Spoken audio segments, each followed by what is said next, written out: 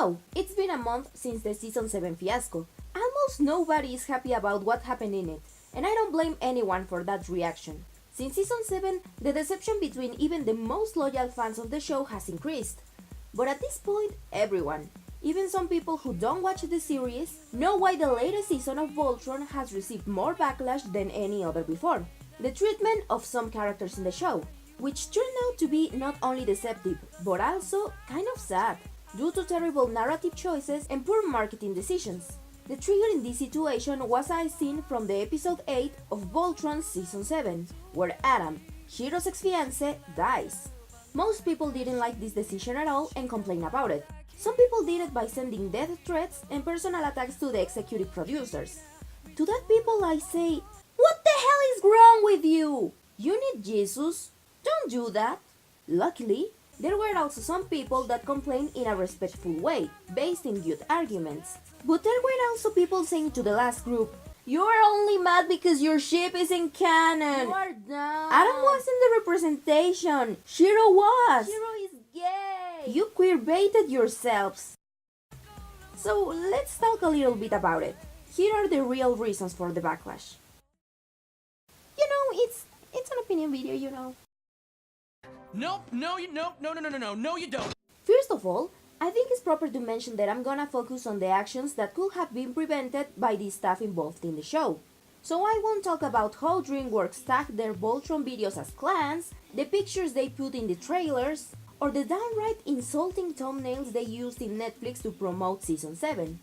Yeah, that's misleading too, but I don't believe the executive producers were directly involved in those cases, since this might have been the decision of someone on a higher position. So, let's focus on what Joaquim Dos Santos and Lauren Montgomery are actually responsible for.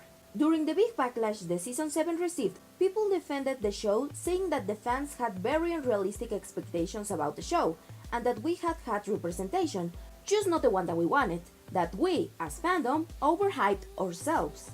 But the truth of the matter is, ever since the first season was going to premiere, Lauren Montgomery and Dos Santos stated that representation was going to be present in the series.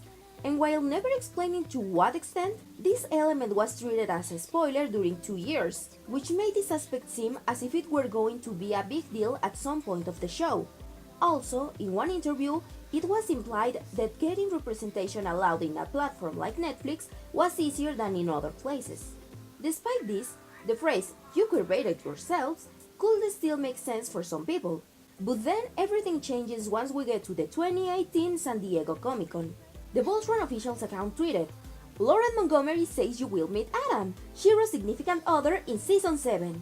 And that's when the big reveal arrived. Shiro was gay and had a fiancé back on Earth. This announcement was given during the San Diego Comic-Con panel, and they talked very clearly about how important representation was to them. Even when they stated that Adam and Shiro's relationship was over, the panel dedicated a significant part to Shiro's sexuality and the new character. So yeah, they weren't getting back together, but by the amount of time they dedicated to the subject, the impression given was that the show would explore this subject with a fair amount of time. If not, why would you dedicate that much time of a panel to it? And what did we receive from the season? Only one flashback of 73 seconds. And the next and last time he appears on camera, he freaking dies! They didn't deepen into their relationship at all. The amount of time where Adam is involved in a scene lasted 3 minutes and 6 minutes in total.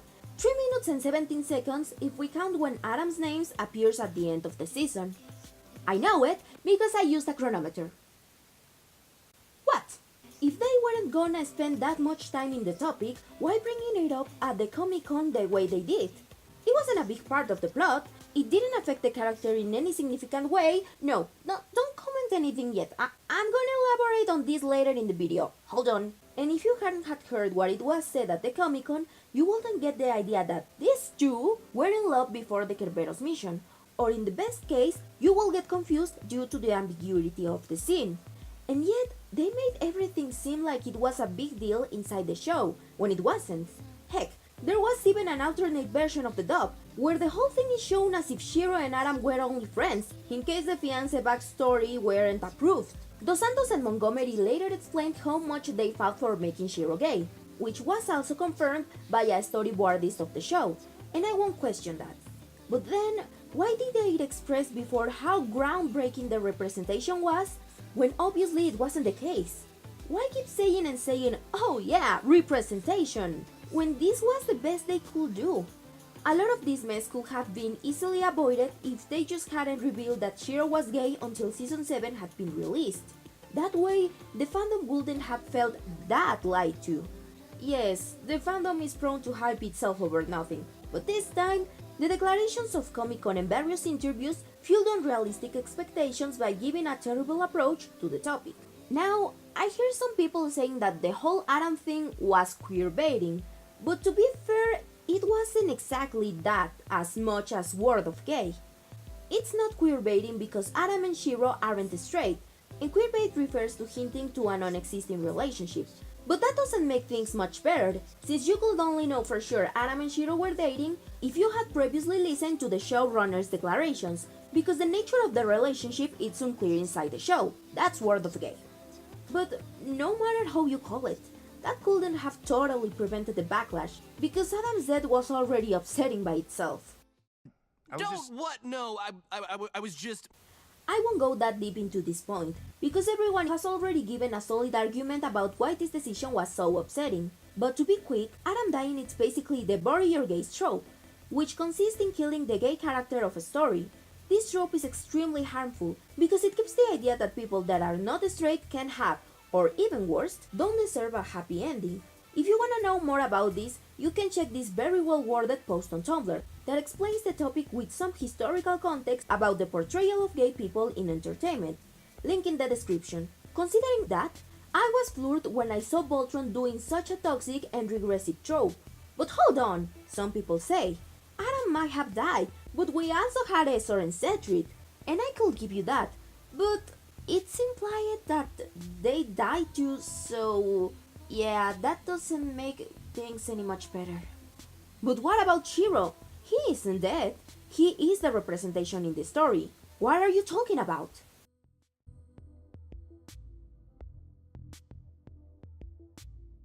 In an earlier version of the script, Shiro was supposed to die and never come back at the end of season 2. Luckily, it didn't happen, but it was an option at one point, although he still were dead and stayed that way during 3 seasons, so he could also feel the bury your gays trope. But even if we don't consider that, even when he's currently alive and kicking in the final version of the story, the narrative treats him really bad. He has a lot to deal with. It's debatable if he has experienced more trauma than Allura have, but we can all agree that he is the one shown to suffer the most because of it. Allura is also in pain because of the Alteans, but her pain is never shown as intense as Shiro's, which is another problem of the show itself, but let's leave that for another video. The point here is that we, as audience, see Shiro as a more tragic character. I mean, he even has PTSD. Also, after season 3, he never gets a fair reward for all his efforts. Look, I love Kid and all, but he basically became the anime pretty boy who gets all the cool stuff because the series says so. Shiro was the one who got the black beard off Sarkon's hands. He has proven to be a great leader, and his bond with the Black Lion was so strong the thing kept his soul inside when he freaking died. And after all that hard work, he just took all that away from him without any effort, which feels super unearned and makes Shiro an even more tragic character, one who was also kidnapped, forced to fight in a gladiator-like arena, disabled, killed, replaced with a clone, and revealed to have a degenerative disease. And even with all that trauma already happening in the story, Adam's death happened because it was supposed to raise the stakes in the story, according to Joaquin Dos Santos. And Bex Taylor, Peach voice actress, defended this decision because season 7 is raw and real regardless of its fantastical settings. And I understand where they both are coming from, but I couldn't disagree more with these reasons. Regarding Bex Taylor's tweet, Shiro has already gone through so much pain. There was no need for him to lose anything else. Adam was basically his only personal connection with Earth, since we never saw or heard about his family. Kid, Lance and Peach, along with their families, are safe and sound, and Hunk's family is successfully rescued later in the story. Killing Adam only makes seem like if the story needs to look dark and tragic, the exclusive character that will receive said tragedy will be Shiro. And if they truly didn't think about this terrible implication, the part about rising in stakes is not a justification either, because Shiro only mourns Adam for like 10 seconds.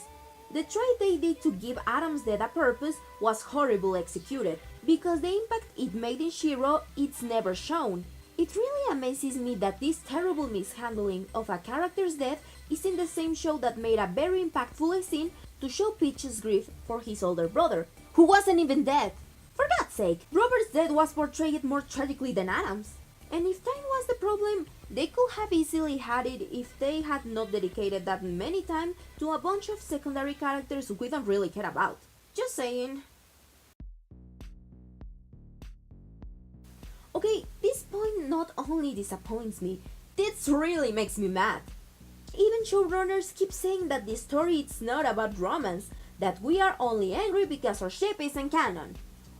Okay, hear me out. Romance isn't the backbone of Voltron by any means, but it is present inside the show. There was this weird tension between Shiro and Allura in seasons 1 and 2, of which I don't know how to feel about now given the recent revelations. Lotor and Allura fall in love and kiss, and Lance has a crush on Allura. Romance is not the most important part of the show, I agree, but it is an element of the show, so it can be criticized too in the same way people do with characters, animation, and writing. And regarding shipping, no. The vast majority of the people complaining about the canon pairings in Voltron are not doing it because their ship isn't canon, but because the canon pairs are way too rushed. First of all, let's get Honk and Shay out of the way, because that's actually a nice couple. It had a proper build-up in season 1, so yeah, it's fine. The real problem lies within Allura and Senkakusha. Yeah, we're going there. Allura and Lance could have been a cute couple if the Lotor thing hadn't happened. In season 4, Allura and Lance's dynamic grew a lot. I didn't see their relationship as romantic, but since there were a lot of episodes left, I thought that their friendship could lead to a decent couple. But then Allura falls in love with Lotor and it's like they were made for each other.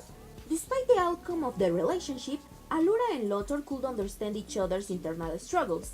Lotor treated Allura with respect, and Allura was reciprocating those feelings. It's stated in a later scene that Allura isn't remotely interested in Lance as a romantic partner, looking like she even feels sorry for the guy. Even when Lotor is gone, we don't see Allura moving on from her feelings, so the blush she shows in episode 10 when talking with Lance before she goes to her lion feels out of the blue. Pun totally intended. Don't make me start talking about Aksha and Keith. Yes, they kept crossing into each other's path, but I can't buy Aksha's feelings for Keith when they haven't had a real talk indicating any romantic subtext. It truly feels like they were shoving that pair right into my throat.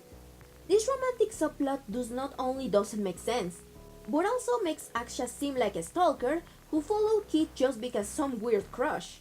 Damn, the build-up was so bad everyone in the fandom thought Aksha was Keith's sister. And I mean, now there's out a theory that says Aksha is still evil, like, yeah, it's pretty bad build-up.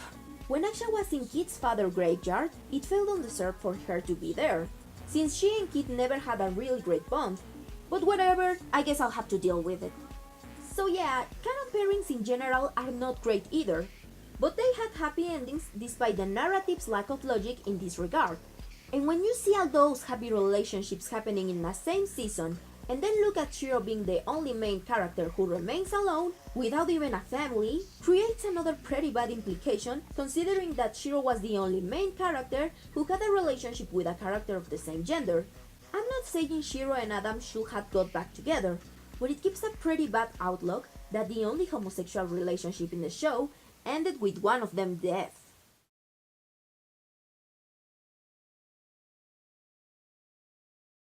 Joaquin Dos Santos and Lauren Montgomery have already apologized about Adam's death on Twitter, but this actually made me feel even more bitter about the whole situation, because in that apology, Joaquin explains he already had knowledge of the bury your gays trope, and expected that we just roll with it when we watch it happening.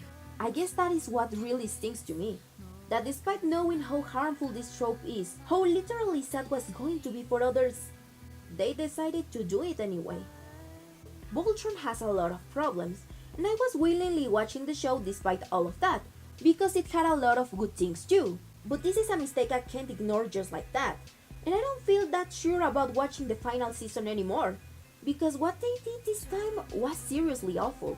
I've seen a lot of people talking about how hard they felt because of Adam, about how horrible was seeing the story fell under the implications that only straight people can have happy endings, and I totally understand them. They deserve it better. Now, if somehow the next season fixes these problems, I don't know, if it turns out Adam is alive, Shiro gets another lover, or someone else turns out not to be straight, I will happily take back my words about whatever part of this video that is proven wrong and make an update of the topic.